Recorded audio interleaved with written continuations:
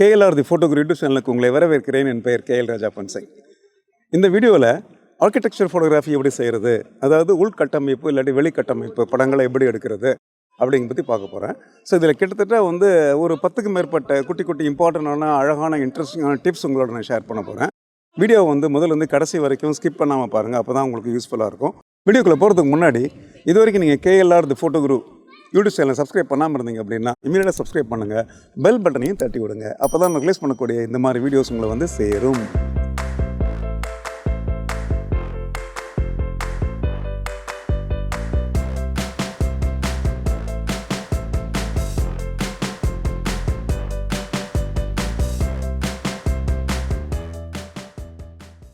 Architecture photography இல்லாட்டி உள்கட்டமைப்பு இல்லாட்டி வெளிக்கட்டமைப்பு சார்ந்த படங்களை எப்படி எடுக்கிறது அப்படிங்கிறத பற்றி அந்த வீடியோவில் நம்ம பார்க்க போகிறோம். நான் இப்போ நிற்கிறது சுவிட்சர்லாண்டில் நிற்கிறேன். சுவிட்சர்லாண்டில் ஒரு அருமையான ஒரு பியூட்டிஃபுல்லான ஒரு லேண்ட்ஸ்கேப்பில் நிற்கிறேன். ரெண்டு பக்கத்துலையும் உங்களுக்கு ரிவர் ஓடுது, நிறைய போட்ஸ் இருக்குது. ஆக்சுவலாக இது ஒரு இம்பார்ட்டண்டான ஒரு டூரிஸ்ட் பிளேஸ். நிறைய பேர் போயிட்டுருக்காங்க. அண்ட் ஃப்ரேமுக்கு கூட சில பேர் வருவாங்க, அதெல்லாம் நீங்கள் கண்டுக்காதீங்க. இந்த லொக்கேஷன் ஏன் நான் தேர்ந்தெடுத்தேன்னு கேட்டிங்கன்னா, என்னோடய இடது பக்கத்தில் பார்த்தீங்கன்னா உங்களுக்கு ஜெர்மன் நாட்டினுடைய பில்டிங்ஸ் உங்களுக்கு தெரியுது. இடது பக்கத்தில் நீங்கள் பார்க்குறீங்கல்ல, ஸோ இது ஜெர்மனுடைய பார்டர் இல்லை ஜெர்மனுடைய ஒரு பில்டிங் அப்படிங்கிற மாதிரி வச்சுக்கலாம். வலது பக்கத்தில் நீங்கள் பார்க்குறது ஃப்ரான்ஸ். ஸோ 3 நாடுகளுடைய எல்லை அப்படிங்கிற மாதிரி இதை நீங்கள் எடுத்துக்கலாம். அதாவது சுவிட்சர்லாண்ட், ஜெர்மன் அண்ட் ஃப்ரான்ஸ் அதனுடைய எல்லை அப்படிங்கிறது. அந்த பிரிட்ஜ் நீங்கள் பார்த்தீங்கன்னா, அந்த பிரிட்ஜ் ஜெர்மனையும் ஃப்ரான்ஸையும் கனெக்ட் பண்ணக்கூடிய ஒரு பிரிட்ஜ். பியூட்டிஃபுல்லான ஒரு பிரிட்ஜ் ஆக்சுவலாக. இந்த பிரிட்ஜை கூட நான் தனித்தனியாக நிறைய ஃபோட்டோஸ் எடுத்திருக்கேன். அதெல்லாம் நீங்கள் பின்னாடி நீங்கள் பார்க்கலாம் ஆக்சுவலாக. Okay, alright. ஸோ இப்போ இங்கே லைட் இப்போ நம்ம சாஃப்ட்டாக இருக்குது, ஆனால் கொஞ்சம் லேசாக குளிராக இருக்குது உங்களுக்கு. இப்போ பார்த்தீங்க அப்படின்னா அந்த சம்மர் முடிஞ்சு இப்போ பார்த்தீங்கன்னா ஆட்டம் ஆரம்பிக்குது. இளையுதிர் காலம்னு சொல்லுவாங்க பார்த்தீங்களா, அது ஆரம்பிக்குது. வெதர் எனக்கு ரொம்ப ப்ளசண்ட்டாக இருக்குது ஆக்சுவலாக. ஆனால் கொஞ்சோண்டு மேலே ஏதாவது கவர் போட்டு ஸ்வெட்டர் போட்டு இருந்தால் கொஞ்சம் கம்ஃபர்டபுளாக இருக்குது ஆக்சுவலாக. வெயில் நல்லாவே அடிக்குதுங்க ஆக்சுவலாக. பட் ஸ்டில் அந்த கூல்னஸ் ரொம்ப பிரமாதமாக இருக்குது. இந்த வீடியோவில் நான் நிறைய படங்களை ஷேர் பண்ண போகிறேன். அந்த படங்கள் எல்லாமே பார்த்தீங்க அப்படின்னா சுவிட்சர்லாண்டில், ஃப்ரான்ஸில் எடுத்த படங்கள் ஷேர் பண்ண போகிறேன். இந்த மாதிரி ஃப்ரான்ஸ்லையும் சுவிட்சர்லாண்டுக்கும் நிறைய லொக்கேஷனுக்கு நான் இங்கே ஒர்க் ஷாப், சுவிஸில் ஒர்க் ஷாப் கண்டக்ட் பண்ணுறதுக்கு வேண்டி வந்திருந்த நேரத்தில் என்னை கிட்டத்தட்ட ஒரு 10 நாட்களுக்கு மேலாக இங்கே சுவிஸில் இருக்கிற நண்பர்கள் ஒரு 2 பேர் குறிப்பிட்டு சொல்லணும் அப்படின்னா, திரு ஷோபன் அப்படிங்கிறவரும் திரு முரளி அப்படிங்கிறவரும் என்னை பல இடங்களுக்கு கூப்பிட்டு போய் காமிச்சாங்க. இன்ஃபேக்ட் அவங்களோட நேரத்தையும் அவங்களுடைய உழைப்பையும் எனக்காக வேண்டி அவங்க ஸ்பெண்ட் பண்ணாங்க. அங்கே போய் நான் சுற்றி போய் கிட்டத்தட்ட எக்கச்சக்கமான படங்கள் எடுத்திருக்கேன். ஆர்கிடெக்சர் மட்டும் கிடையாது, landscape, people, night photography, low light photography சொல்லி நிறைய எடுத்திருக்கேன் ஆக்சுவலாக. வரிசையாக அந்த வீடியோஸ் உங்களுக்கு வந்துகிட்டே இருக்க போது நீங்கள் பார்க்க போகிறீங்க, என்ஜாய் பண்ணுங்கள். ஓகே, ஆர்கிடெக்சர் ஃபோட்டோகிராஃபி அப்படின்னா ஒரு கட்டடத்தை வெளியிலேருந்து எடுக்கிறது.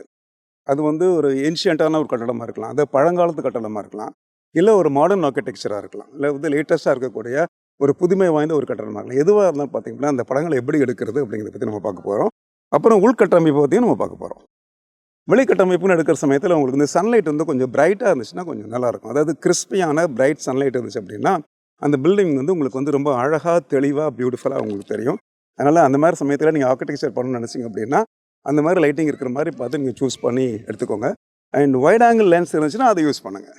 அதாவது 24 mm ரொம்ப ஐடியலாக இருக்கும் என்னை பொறுத்த அளவுக்கு. ஆக்சுவலாக வைட் ஆங்கிள் டிஸ்டார்ஷன்லாம் கொஞ்சம் குறைவாக இருக்கும். அதே சமயத்தில் அந்த பில்டிங் உங்களுக்கு முழுமையாக தெரியும். அதை நீங்கள் லோ ஆங்கிளையும் ஷூட் பண்ணலாம், ஹை லெவலில் ஷூட் பண்ணலாம், இல்லை முடிஞ்சதுன்னா கொஞ்சம் மேலே ஏறி டாப் ஆங்கிளோடு நீங்கள் ஷூட் பண்ணலாம். அதெல்லாம் உங்களுடைய இஷ்டத்தை பொறுத்தது. ஸோ வைட் ஆங்கிள் லென்ஸ் அப்படிங்கிறது இன்ட்ரெஸ்டிங்காக இருக்கும். சில சமயத்தில் உங்களுக்கு எக்ஸ்ட்ரா வைட் ஆங்கிள் ஃபீல் வேணும், பில்டிங் ரொம்ப பெருசாக இருக்குன்னு ஃபீல் பண்ணிங்க அப்படின்னா நீங்கள் என்ன பண்ணலாம், எக்ஸ்ட்ரா வைட் ஆங்கிள் லென்ஸுக்கும் நீங்கள் போகலாம். இப்போ நான் கையில் வச்சுருக்கேன் பார்த்தீங்களா, 20 mm f1.4 DGDN sigma lens இருக்கு இல்லையா, அந்த மாதிரி லென்ஸ் இதை யூஸ் பண்ணி தான் நிறைய படங்கள் நான் எடுத்தேன். அது தவிர சோனியினுடைய 24-70 லென்ஸை யூஸ் பண்ணி நிறைய படங்கள் எடுத்திருக்கேன். எல்லா படத்தையுமே என்னுடைய சோனி A7R3 கேமராவில் தான் நான் ஷூட் பண்ணியிருந்தேன். ஸோ லைட்டிங் இது மாதிரி பார்த்துக்கோங்க நீங்கள். அண்ட் கண்ட்ரோல்ஸ்னு சொல்லி வர சமயத்தில் ஒயிட் பேலன்ஸ் நீங்கள் சன்லைட் வச்சுக்கலாம் நார்மல் கண்டிஷன்ஸில், அது உங்களுக்கு சூப்பராக இருக்கும். அப்புறம் ஃபோக்கஸ் மோட் அப்படின்னு எடுத்திங்கன்னா ஆட்டோமேட்டிக் ஃபோக்கஸ் சிங்கிள் ஷாட் வச்சுக்கலாம், AFSன்னு சொல்லுவோம் பார்த்தீங்களா, அது வச்சுக்கலாம். Focus point selection zone focus வச்சுக்கலாம், பெட்டராக இருக்கும் உங்களுக்கு. ஸோ தட் அந்த பில்டிங் ஃபுல்லாக உங்களுக்கு ஷார்ப்பாக தெரியறதுக்கு வாய்ப்புகள் இருக்குது. அது அவுட்டோர் எடுத்தாலும் சரி தான், இல்லாட்டி இன்டோர் எடுத்தாலும் சரி தான். அது மாதிரி சில விஷயத்தை வச்சுக்கோங்க. எக்ஸ்போஷர் மீட்டர்னு எடுத்துட்டிங்கன்னா மல்டி மீட்டர்னு சொல்லுவோம் சோனியில், அண்ட் எவாலுவேட்டிவ் மீட்டர்னு சொல்லுவோம் கேனனில், அண்ட் மேட்ரிக்ஸ் மீட்டர்னு சொல்லுவோம் நைக்கானில். ஸோ இது மாதிரி ஃபுல் ஃப்ரேம் ரீட் பண்ணக்கூடிய ஒரு மீட்டரிங் சிஸ்டத்தை நீங்கள் செலக்ட் பண்ணி நீங்கள் பயன்படுத்துங்க. அப்போ அந்த படங்கள் உங்களுக்கு எக்ஸ்போஷர் பொறுத்தளவுக்கு உங்களுக்கு பர்ஃபெக்டாக இருக்கிறது வாய்ப்புகள் இருக்குது. ஒயிட் பேலன்ஸ் நான் ஆல்ரெடி சொல்லிட்டேன், சன்லைட் வச்சுக்கோங்க. ஆக்சுவலாக சன்லைட் வச்சுக்கிறது உங்களுக்கு ப்ராப்ளமாக இருந்துச்சு அப்படின்னா ஆட்டோமேட்டிக் ஒயிட் பேலன்ஸ் AWB கூட நீங்கள் வச்சுக்கலாம். அதுக்கப்புறம் டிரைவ் மோட்னு வர சமயத்தில் நீங்கள் பில்டிங் வந்து ஒரு நான் மூவிங் சப்ஜெக்ட் தானே இல்லை, அதனால் அங்கே வந்து நீங்கள் கண்டினியூஸ் ஷூட்டிங் மோட் வைக்க வேண்டிய அவசியம் கிடையாது, கண்டினியூஸ் ஃபோக்கஸும் வைக்க வேண்டிய அவசியம் கிடையாது. அதனால் சிங்கிள் ஃப்ரேம் மூமெண்ட்டுக்கு பார்த்தீங்களா, அதை நீங்கள் செலக்ட் பண்ணி நீங்கள் பயன்படுத்திக்கோங்க. இதெல்லாம் பேசிக்காக நீங்கள் வந்து செலக்ட் பண்ண வேண்டிய சில கண்ட்ரோல்ஸு. ஃபுல்லாக நீங்கள் ஜேபிஜியில் எடுக்கிறதா இருந்துச்சு அப்படின்னா பிக்சர் ஸ்டைல், பிக்சர் கண்ட்ரோல் அதெல்லாம் எல்லாத்தையும் என்னன்னா லேண்ட்ஸ்கேப்பில் நீங்கள் வச்சு எடுத்தீங்க அப்படின்னா அதில் வந்து நல்ல ஷார்ப்னஸ்ஸு, டெப்த்து, கலர்ஸ்லாம் இருக்கும். இதில் முக்கியமாக ஒரு பாயிண்ட் எக்ஸ்போஷர் பொறுத்தவரை நான் சொல்ல விரும்புகிறது என்ன கேட்டிங்கன்னா, உங்கள் கேமராவில் வந்து ஹெச்டிஆர் ஆப்ஷன் இருந்துச்சுன்னா, ஹை டைனமிக் ரேஞ்ச் ஆப்ஷன் இருந்துச்சு அப்படின்னா, சன்லைட் ரொம்ப ஹெவியாக இருக்கிற நேரத்தில் என்ன பண்ணிக்கலாம், நீங்கள் ஹெச்டிஆர் ஆப்ஷனை சூஸ் பண்ணி அதை பேஸ் பண்ணி படம் எடுத்தீங்க அப்படின்னா ஷேடோ ஏரியாஸ் நல்லா ஓப்பன் ஆகி உங்களுக்கு கிளியராக கிடைக்கும். ஹெச்டிஆர் ஆப்ஷன்ஸ் ஆல்மோஸ்ட் எல்லா கேமராஸ்லையுமே அட்வான்ஸ் கேமராஸில் இருக்குது. மிரர்லெஸ் கேமராஸில் பார்த்தீங்கன்னா நீங்கள் கண்டினியூஸாக ஹெச்டிஆர் ஷூட் பண்ணி எடுக்கலாம், ஃபைனல் பிக்சர் வந்து ஹெச்டிஆரில் கிடைக்கும்.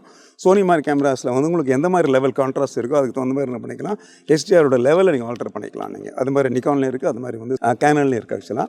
ஸோ இது வந்து நீங்கள் கட்டாயமாக பண்ண வேண்டிய ஒரு விஷயம், மறந்துடாதீங்க.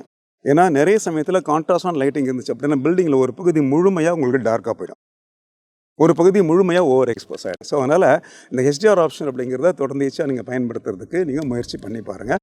ஒரு சில சமயத்தில் என்ன பண்ணிக்கலாம், நீங்கள் ஸ்கை கொஞ்சம் ட்ராமேட்டிக்காக வேணும் அப்படின்னா நீங்கள் போலரைசிங் ஃபில்டர் கூட உங்கள் லென்ஸ் முன்னாடி யூஸ் பண்ணலாம்.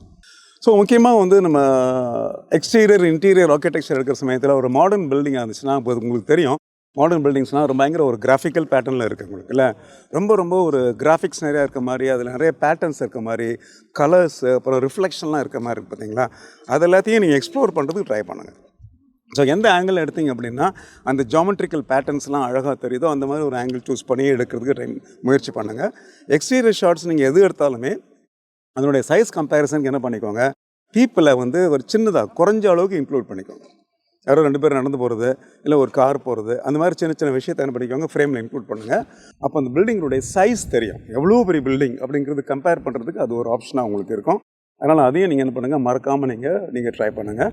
அண்ட் ஜாமெட்ரி இன்க்ளூட் பண்ணும்போது அந்த லைன்ஸ் அண்ட் கர்வ்ஸ்னு சொல்லக்கூடிய ஜாமெட்ரிக்கல் பேட்டர்ன் காம்போசிஷன் பார்த்தீங்களா, அந்த காம்போசிஷன் பேட்டர்னில் லைன்ஸ் வந்து ஒரு கார்னர்லேருந்து ஆரம்பித்து சென்டருக்கு வரணும், அது மாதிரி மேலேருந்து, அது மாதிரி லெஃப்ட்டில் ரைட்லேருந்து, இது மாதிரி வந்து இந்த டயகனலாக அந்த லைன்ஸ் வந்து towards a centre or to the vital point of intersection வந்துச்சு அப்படின்னா அந்த படங்கள் பார்க்குறப்ப உங்களுக்கு ரொம்பவே அழகாக இருக்கும். சில பில்டிங்கில் பார்த்தீங்கன்னா சிமெட்ரிக்கல் பேட்டர்ன் இருக்கும், அதாவது வந்து 2 சைட்லேயும் ஒரே மாதிரி கட்டியிருப்பாங்க இல்லை, ஓல்டு அண்ட் ஏன்ஷியன்ட் ஆர்கிடெக்சரில், அதாவது பழங்காலத்து ஆர்கிடெக்சரில் பார்த்தீங்கன்னா இது இருக்கும். அப்போ அந்த ஜாமெட்ரி எம்ஃபசைஸ் பண்ணுற மாதிரி கரெக்டாக சென்டரில் இருந்து 2 பக்கத்துலையும் என்ன பண்ணிக்கோங்க, ஈக்குவல் அமௌண்ட் ஆஃப் கேப்பை விட்டுட்டு இது கரெக்டாக எடுக்கிறதுக்கு முயற்சி பண்ணுங்கள். உங்கள் படங்களுடைய காம்போசிஷன் ரொம்ப இம்பார்ட்டன்ட், ஞாபகம் வச்சுக்கோங்க. எக்ஸ்ட்ரா வைட் ஆங்கிள் லென்ஸ் போட்டிங்கன்னா கொஞ்சோண்டு அதில் டிஸ்டார்ஷன் இருக்கும், பரவாயில்ல, அது பெரிய தப்பு கிடையாது. டிஸ்டார்ஷன் இருந்துச்சு அப்படின்னா அந்த படத்தினுடைய பெர்ஸ்பெக்டிவ் கொஞ்சம் எக்ஸாஜரேட்டடாக உங்களுக்கு தெரியும், தட் இஸ் ஓகே. அது கூட என்ன பண்ணிக்கலாம், நீங்கள் வந்து தாராளமாக வந்து இன்க்ளூட் பண்ணி நீங்கள் எடுக்கலாம். பல சமயத்தில் வந்து டே லைட் ஷாட்ஸ் தவிர என்ன பண்ணலாம், நீங்கள் நைட் ஷாட்ஸ் கூட நீங்கள் என்ன பண்ணலாம், ஆர்கிடெக்சருக்கு நீங்கள் பயன்படுத்தலாம். ஏன்னா பில்டிங் வந்து லைட் போட்டிருக்கும் போது அந்த படங்கள் வந்து வேறு ஒரு லெவலில் இருக்கும். இதில் நான் நிறைய படங்கள் காமிக்கிறேன் உங்களுக்கு, நைட்டில் எடுத்த சில பில்டிங் ஷாட்ஸ்லாம் அது எந்த அளவுக்கு இன்ட்ரெஸ்டிங்காக இருக்குது அப்படிங்கிறத நீங்கள் பார்க்குறீங்க இல்லையா. அந்த நைட்டில் எடுக்கிற சமயத்தில் அந்த ஃபீல் இருக்குது பார்த்தீங்களா, ஆர்டிஸ்டிக் ஃபீல் வந்து ரொம்ப அதிகமாக வர்றதுக்கு வாய்ப்புகள் இருக்குது. அதனால் அந்த மாதிரி சில படங்களையும் என்ன படிக்கும் உங்களுடைய லிஸ்ட்டில் நீங்கள் இன்க்ளூட் பண்ணி மறக்காமல் எடுங்க. நான் வந்து நைட்டில் எடுக்கும்போது சொல்லும்போது கேட்டிங்கன்னா நீங்கள் ட்ரைபாட் அவசியம் பாவிக்கணும், ட்ரைபாட் அவசியமாக நீங்கள் யூஸ் பண்ணணும். ஏன்னா ட்ரைபாட் யூஸ் பண்ணல அப்படின்னா நைட் ஃபோட்டோகிராஃபி அப்படிங்கிறது ரொம்ப உங்களுக்கு கஷ்டமாக இருக்கும். அன்னசரியாக நீங்கள் ஐஎஸ்ஓ தூக்கிட்டு போகிற மாதிரி இருக்கும், இல்லை ஷட்டர் ஸ்பீட் ரொம்ப குறைச்சிங்க அப்படின்னா உங்களுக்கு அதில் கேமரா ஷேக் வரும், ஃப்ரேம் வந்து உங்களுக்கு மாறிடும். பொதுவாகவே பார்த்தீங்கன்னா ஆர்கிடெக்சர் ஃபோட்டோகிராஃபி பண்ணணும் அப்படின்னா கேமரா வந்து உங்கள் ஸ்டாண்டில் இருந்துச்சு அப்படின்னா அந்த படம் பார்க்குறப்ப உங்களுக்கு சிறப்பாக இருக்கும். இதில் நான் காமிச்சு கிட்டத்தட்ட எல்லா படங்களும் பார்த்தீங்கன்னா மோஸ்ட் ஆஃப் த பிக்சர்ஸ் 100க்கு கிட்டத்தட்ட ஒரு 80% படங்கள் பார்த்தீங்கன்னா நான் ட்ரைபாடில் வச்சு தான் எடுத்தேன். ஏன்னா எனக்கு அந்த காம்போசிஷன் முக்கியம் இல்லையா. நைட் ஃபோட்டோகிராஃபியில் அந்த மூமெண்ட் இருக்கக்கூடாதுங்கிறதுனால பக்காவாக வந்து ஸ்டெடியாக கேமரா இருந்தால் மட்டும்தான் அந்த படங்கள் சிறப்பாக வரும் ஆக்சுவலாக. அதனால் நைட் ஃபோட்டோகிராஃபி எக்ஸ்டீரியர் பண்ணும்போது என்ன பண்ணிக்கோங்க, ட்ரைபாட் கட்டாமல் யூஸ் பண்ணுறதுக்கு முயற்சி பண்ணிக்கோங்க. இன்டீரியர் பொறுத்த அளவுக்கு டெஃபினட்டாக நீங்கள் ட்ரைபாட் யூஸ் பண்ணணும். ரொம்ப லோ லைட்டாக இருக்கும். இதில் நிறைய ஷார்ட்ஸ் காமிச்சிருக்காங்க உங்களுக்கு இல்லை, இன்டீரியர் ஷார்ட்ஸ் ஆஃப் சர்ச்சஸ். ஸ்விஸ்ஸுக்கும் ஃப்ரான்ஸுக்கும் மாற்றி நான் ட்ராவல் பண்ணேன். ஸோ அங்கே வந்து நிறைய ஏன்ஷியன்ட் சர்ச்சஸ் நான் ஷூட் பண்ணேன். அதில் ஒரு சில படங்கள் அவங்க காமிச்சிருக்கேன், நீங்கள் பாருங்கள். அதில் வந்து சிமெட்ரிக்கல் பேட்டர்னை எஸ்டாப்ளிஷ் பண்ணியிருப்பேன். லோ லைட் அப்படிங்கிறதுனால ஐஎஸ்ஓ எடுத்துகிட்டு போயிட்டு ஐ திங்க் ஒரு 400 வரைக்கும் எடுத்துகிட்டு போயிட்டு கேமராவை ஸ்டாண்டில் போட்டுட்டு அதுக்கப்புறம் வந்து ஷட்டர் ஸ்பீடை குறைச்சி ரொம்ப பியூட்டிஃபுல்லாக ரிமோட் கண்ட்ரோல் யூஸ் பண்ணி நீங்கள் படம் எடுக்கணும். உங்களுடைய கேமராவோட ரிமோட் கண்ட்ரோல் உங்களுக்கு இருந்துச்சுன்னா அதை நீங்கள் யூஸ் பண்ணுங்கள். இல்லை உங்களுடைய ஃபோனில் வந்து ரிமோட் கண்ட்ரோல் அப்ளிகேஷன் இருந்துச்சு அப்படின்னா அதை பயன்படுத்தி என்ன பண்ணலாம், நீங்கள் வந்து நைட் ஃபோட்டோகிராஃபியெல்லாம் நீங்கள் எடுத்துக்கலாம். இதில் நான் காமிச்சிருக்க சில பாரிஸினுடைய அந்த ஈஃபில் டவருடைய சில ஷார்ட்ஸ்லாம் நீங்கள் பார்க்குறீங்க பார்த்தீங்களா, இது எல்லாமே பார்த்தீங்கன்னா நான் வந்து என்னுடைய ரிமோட் இல்லை சோனியுடைய ரிமோட் அப்ளிகேஷனை என்னுடைய ஆண்ட்ராய்டு ஃபோனில் இருந்தது, அதை யூஸ் பண்ணி நான் வந்து இதை பயன்படுத்திருக்கேன். இதில் என்ன கேட்டிங்க அப்படின்னா, ஆர்கிடெக்சர் ஃபோட்டோகிராஃபி அப்படிங்கிறது ஒரு சீரியஸான விஷயம். அதாவது ஒரு மனிதனுடைய ஒரு கலாச்சாரத்தை பேஸ் பண்ண ஒரு விஷயம். ஒரு காலகட்டத்திலையும் பார்த்திங்க அப்படின்னா ஆர்கிடெக்சர் தான் அவங்களுடைய கலாச்சாரத்தை சொல்கிற மாதிரி இருக்கும் உங்களுக்கு. ஸோ எந்த பீரியடில் அந்த பில்டிங் கட்டினாங்க அப்படிங்கிறத நீங்கள் அந்த பில்டிங்கை பார்த்தோன்னே நீங்கள் சொல்லிடலாம். அந்த காலத்துடைய கலாச்சாரத்தை அந்த பில்டிங் பிரதிபலிக்கும். அதுதான் பில்டிங்கினுடைய முக்கியமான ஒரு நோக்கம் இல்லையா? அப்போ அந்த அந்த அந்த கல்ச்சுரலான ஒரு விஷயத்தை உங்கள் படம் கொண்டு வருதா, அந்த கலர்ஸை கரெக்டாக எடுத்துகிட்டு வருதா, அந்த டீட்டெயில்ஸில் எடுத்துகிட்டு வருதா அப்படிங்கிறது தான் இதில் ரொம்ப ரொம்ப முக்கியமாக நம்ம கவனிக்க வேண்டிய விஷயங்கள். படங்களை என்ன பண்ணீங்க, அனுபவித்து எடுங்க, ஃபீல் பண்ணுங்கள். ஃபோட்டோகிராஃபியை பண்ணும்போது அது பில்டிங் தானேன்னு பார்க்காதீங்க, அது வந்து ஒரு உயிருள்ள பொருள் மாதிரி பார்த்தா மட்டும்தான் உங்களுக்கு உங்கள் படத்தில் உயிர் வரும். அதனால் அந்த படத்தை பார்க்கும்போது, அந்த பில்டிங்கை பார்க்கும்போது என்ன படிக்குவாங்க, ஆக்சுவலாக ஃபர்ஸ்ட் இந்த பில்டிங்கை வந்து கண்ணில் பார்த்து என்ஜாய் பண்ணுங்கள், முழுக்க ரசிங்க நல்லா. அது கொஞ்சம் டைம் எடுத்துக்கோங்க. ஆக்சுவலாக இதை வந்து ஏன்னா நான் ஓடி வந்தேன் எடுத்தேன் அப்படிங்கிற மாதிரி சில விஷயங்கள் பண்ண முடியாது. அதனால சொல்கிறேன், ஆக்சுவலாக 2-3 பில்டிங் எடுத்தால் கூட என்ன பண்ணுங்க, பொறுமையாக எடுங்க, ரசித்து எடுங்க. ரசித்து எடுக்கும்போது நீங்கள் பார்த்த விஷயங்கள் பூரா அந்த படத்தில் வந்துச்சு அப்படின்னா அதுதான் உங்களுடைய சக்ஸஸ். ஸோ இந்த செட்டிங்ஸ்னு வர சமயத்தில் கேமரா செட்டிங்ஸ் எந்த எக்ஸ்போஷர் மோடில் எடுத்தால் உங்களுக்கு சூப்பராக இருக்கும் அப்படிங்கிறத ஒரு முக்கியமான ஒரு பாயிண்ட்டு. மேனுவல் மோடில் எடுக்கிறதுக்கு நீங்கள் முயற்சி பண்ணுங்கள். ஏன்னா உங்களுக்கு பில்டிங் எடுக்கிற சமயத்தில் உங்களுக்கு அதுக்கு டைம் இருக்கும்.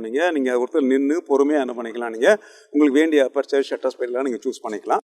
அப்பர்ச்சர் பொறுத்தளவுக்கு வந்து F11க்கு கீழே வராமல் பார்த்துக்கோங்க. அப்போ தான் அந்த படங்களில் வந்து டெப்த் ஆஃப் ஃபீல் கரெக்டாக வரும்.